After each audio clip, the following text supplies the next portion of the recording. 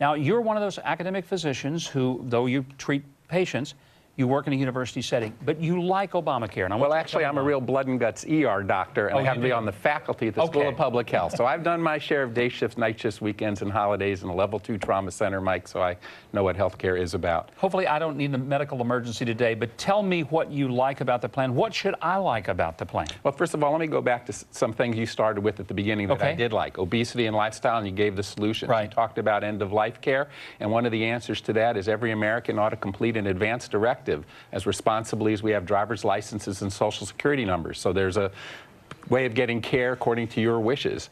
But also you made a point about you want health care like our car insurance. There is a difference. You don't want to be in a car accident. You don't want your house to burn down, but you do want to spend health care money appropriately for the well-being of yourself and your family. What do I like about the bill?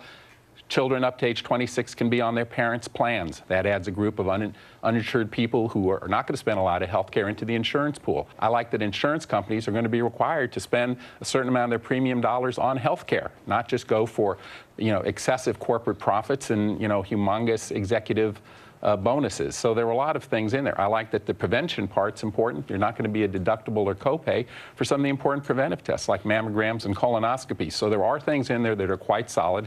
Is it perfect? We've both been in legislative life. Nothing legislatively is perfect. Well, actually, let me interrupt, because in Maryland, we did pass legislation that does, in fact, allow insurance companies to pay for preventive care, allowed to go into a senior's home who are at high risk for falls and breaking hips. By the way, 100% of people who break their hips come to an emergency room.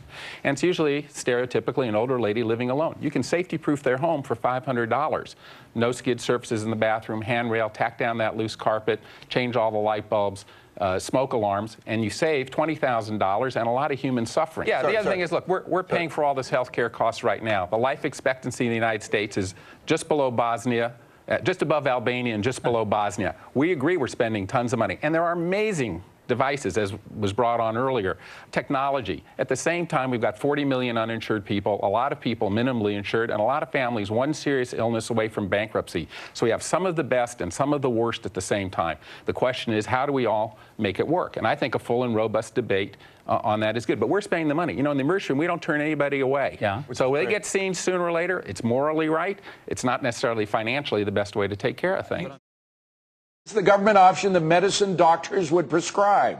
Depends on which ones you ask. Dr. Sridhar Pattarazu joins us now. Now, he opposes a government plan. Dr. Dan Morhaim likes the idea. He is also a legislator in the state of Maryland. Both of you, welcome. Thank you. Look, the issue is we're spending the money now. We spend 18% of our gross domestic product. We spend more than any other country in the world. And we do amazing, remarkable things in health care. As a physician, I've seen that, and I know that.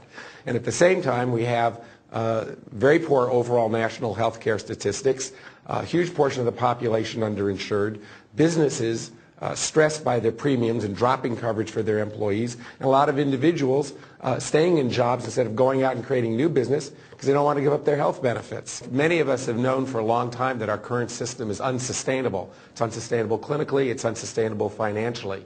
And at the very least, we certainly have to thank President Obama for engaging this issue and creating a robust debate.